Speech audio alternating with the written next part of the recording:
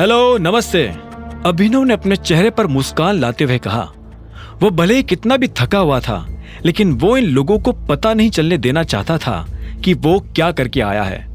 जैसे ही अभिनव ने चहकते हुए नमस्ते किया तो शर्मिला, अनन्या और राजीव उसे देखने लगे। उनकी आंखों में एक अजीब सा गुस्सा था। अभिनव उनकी आंखें देख हैरान हो गया।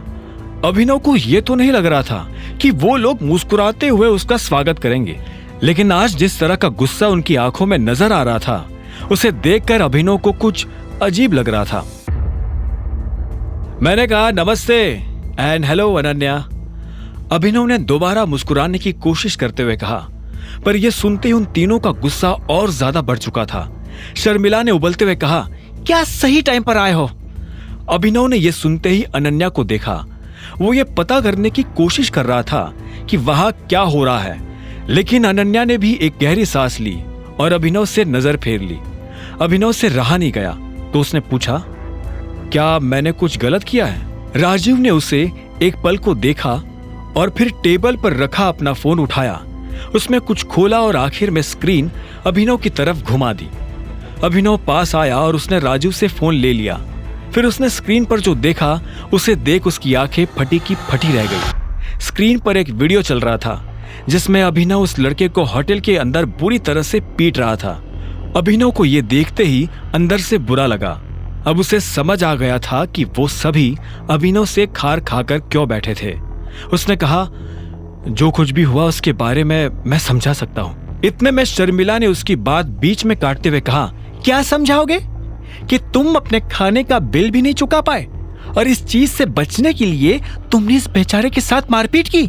शर्मिला ने कहा। अभिनव अपनी तरफ से कुछ कहता, इतने में अनन्या आगे आई और बोली, आई कांट अंडरस्टैंड, तुम्हें इतनी महंगी जगह पर खाना खाने की जरूरत ही क्या थी?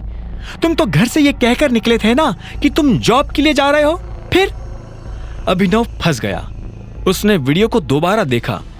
पूरे वीडियो में उसे चाहत कहीं भी नजर नहीं आ रही थी।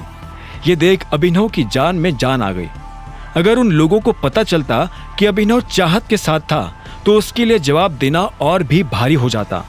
वो ऐसा कुछ नहीं करना चाहता था जिससे अनन्या और ज्यादा नाराज हो। हमने तुम्हें इसलिए तो अपने घर में जगह नहीं दी थी कि बाहर जाकर तुम हमारे परिवार की सरे बाजार इज्जत उछालो। जब बाकी दोनों महिलाओं ने अपनी बात कह दी तो राजीव से भी नहीं रहा गया और उसने भी अभिनव को सुनाना शुरू कर दिया। उसने आगे कहा, अनन्या का पति, इस घर का दामाद, पब्लिक में इतने बड़े होटल के अंदर ऐसी गिरी हुई हरकत कैसे कर सकता है? आप सभी ऐसा इसलिए कह रहे हैं क्योंकि आपको सच पता नहीं है। आपने इस लड़के को मार खाते हुए तो देख लिया, लेकिन आप लोगों के मन में यह सवाल नहीं आया कि मैंने इसे मारा क्यों? यह आदमी मुझसे उल्टी सीधी बातें कर रहा था, मुझे अनाप शनाप बोले जा रहा था और मुझे ही नहीं, मेरे साथ। अचानक से अभिनव ये कहते कहते रुक गया। उसकी जुबान पर चाहत का नाम आने वाला था। तुम्हारे साथ कौन? अनन्या ने अभिनव की बात पकड़ते हुए पूछा और जवाब के लिए अभिनव की आंखों में देखने लगी। अभिनव चाहता था कि अनन्या अपनी नजर उससे दूर हटा ले, लेकिन वो ऐसा नहीं कर रही थी। ये वीडियो पूरे देश में वायरल हो गया है, अब तुम क्या करोगे? आई एम सॉरी, लेकिन इस लड़के के साथ जो हुआ असल में इसके साथ वही होना चाहिए था। यह सुनते ही शर्मिला गुस्से में आग बबूला हो गई। वो गुस्से में अभिनव की तरफ बढ़ने लगी। उसका मन तो कर रहा था कि वो अभिनव को थप्पड़ मार दे, लेकिन अपने आप को रोकते हुए उसने कहा, जब हम तुमसे तमीज से बात कर रहे हैं तो तुम भी तमीज से बात करो। परिवार की नाक कटाने के बाद कह रहे हो कि ये जो तुमने किया वो सही किया, और तुम्हें क्या लगा तुम्हारे ऐसे बोलने से हम तुम्हें गले लगाएंगे, शाबाशी देंगे?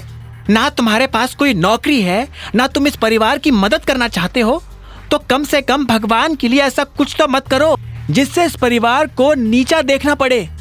शर्मिला, शांत हो जाओ। राजीव ने शर्मिला को रोकने की कोशिश की।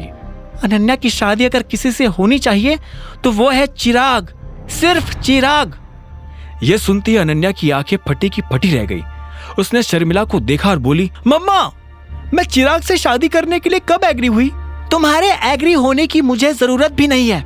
मैं तुम्हारी माँ हूँ और मुझे पता है what is best for you. इसके साथ रहोगी तो जिंदगी भर तकलीफ ही तकलीफ देखोगी, और फिर तुम्हें अपनी कंपनी के लिए भी मदद चाहिए ना, चिराग के अलावा तुम्हारी कंपनी को फिर से खड़ा करने में कोई तुम्हारी मदद नहीं कर सकता है। इस पर अनन्या ने कहा, मम्मा ऐसा नहीं है, मैं खुद अकरम सर से बात करूंगी, वो मेरी हेल्प कर सकते हैं। मैं चिराग से शादी नहीं करना चाहती हूं। तो क्या तुम जिंदगी भर इस आदमी के साथ रहोगी? हाँ बताओ, शर्मिला ने पूछा। नहीं, मैं इन दोनों में से किसी के साथ नहीं रहना चाहती हूं, अनन्या ने अकड़ के साथ जवाब दिया।